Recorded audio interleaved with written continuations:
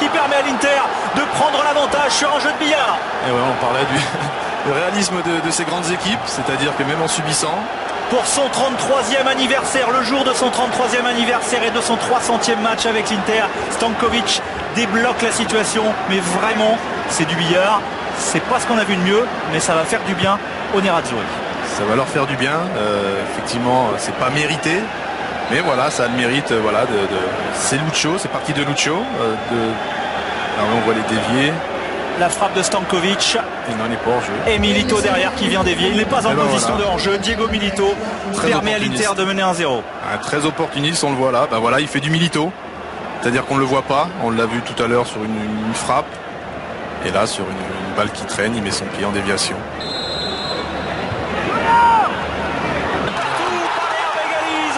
Son capitaine Fabrizio Micoli, ce n'est que juste récompense. La défense à 3 de l'Inter, vraiment, ne nous convainc pas.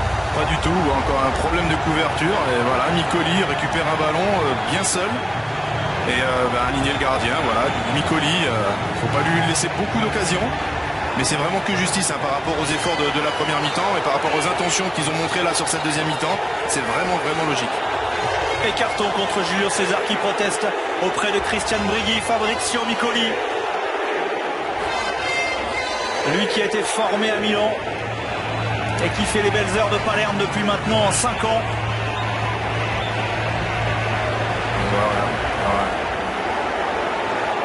C'est Lucho, il me semble, Lucho qui couvre. Un mauvais remplacement vraiment. Et Micoli en profite. Et les ballons dans le dos, les ballons par-dessus la défense sur l'occasion.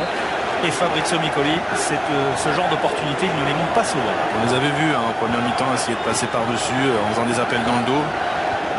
Et là, ça a payé. L'Inter de reprendre l'avantage. C'est au fond, ça fait 2-1 pour l'Inter. 2 buts pour son premier match, Diego Milito, qui n'en avait marqué que 5 lors de la saison dernière. Et sur la faute. C'est son 100e but en Italie. Précieux, et voilà, doublé de Milito. C'est pour cela qu'on l'ait vu énormément sur cette rencontre. Voilà, c'est la force aussi des grands joueurs, c'est de se faire oublier, d'être là dans les grands moments.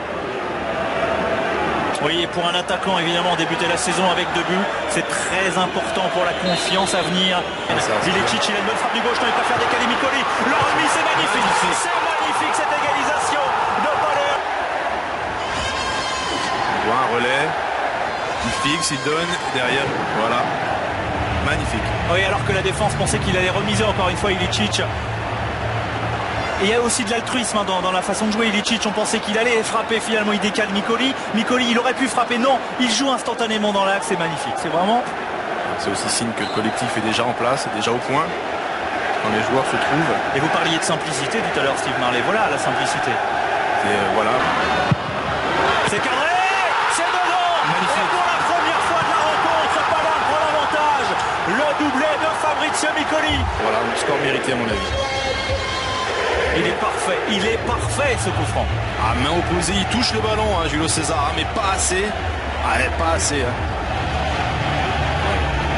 Ça plonge vite, il va vite. Le ballon monte et plonge très vite, ce qui fait que Julio César ne peut que l'effleurer. Ouais. Il reste assez de temps, étant donné Enzo Barbera est en ébullition. Mais regardez ce coup. Ouais, voilà, on voit, c'est Samuel qui s'arrête, Lucho qui le regarde. Et il n'est pas dévié ce ballon parce que c'est bizarre, Julio César il fait rien. Il me semble qu'elle est déviée. C'est difficile à voir sous cet angle. En tout cas, passivité de Lucho et de Samuel. En tout cas, on voit pas. Non, il est surpris. Tout le monde est surpris. 3 minutes de la fin du temps. Mauvaise couverture. C'est les deux latéraux qui courent. Et Forlan, voilà, en profondeur, bien servi encore par Schneider. Bien aligné le gardien à bout portant. Peut-être qu'on a vendu un petit peu trop vite la peau de l'Inter. Et ça va donner là les 2 dernières minutes de folie.